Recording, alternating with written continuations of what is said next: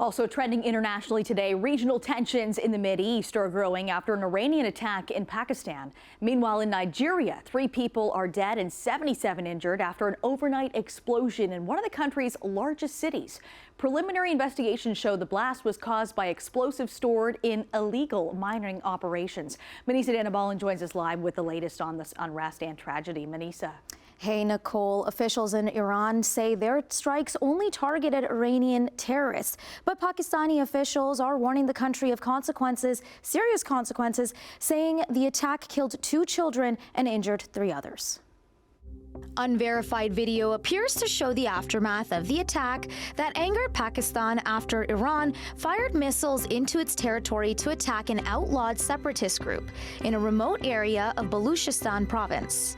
Pakistan recalled its ambassador to Iran on Wednesday in protest of the unprecedented airstrike. Pakistan reserves the right to respond to this illegal act, and the responsibility for the consequences will lie squarely with Iran.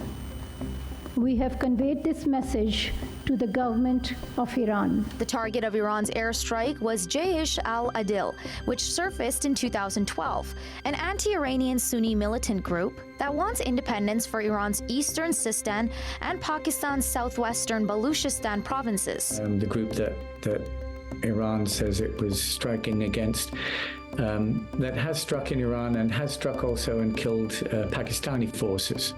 This isn't a Pakistani government-sponsored group that is, working across the border against Iran. There have been tensions between Pakistan and Iran in the past, but the strikes are the highest profile intrusion across the border in recent years. Speaking at the World Economic Forum in Davos, Iran's foreign minister said Pakistan was not the target of Iran's drone and missiles, adding that they respect the integrity of Pakistan and Iraq, but said, quote, "We will not allow them to play with the security of our country."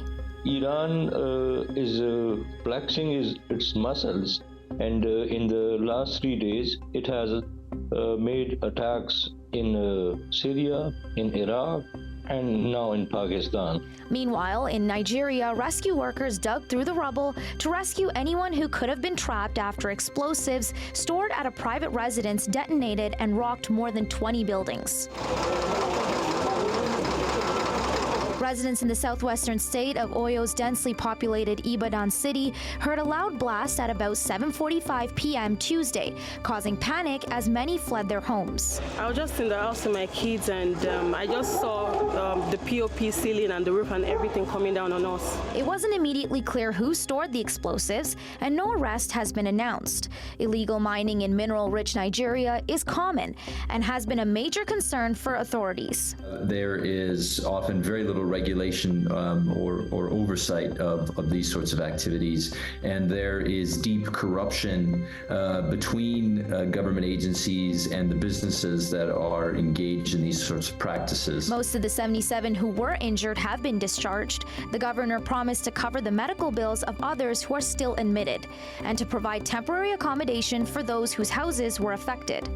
Experts say, unfortunately, bringing those who are responsible for the blast to court and getting compensation for the victims could be a very long process that could even get buried.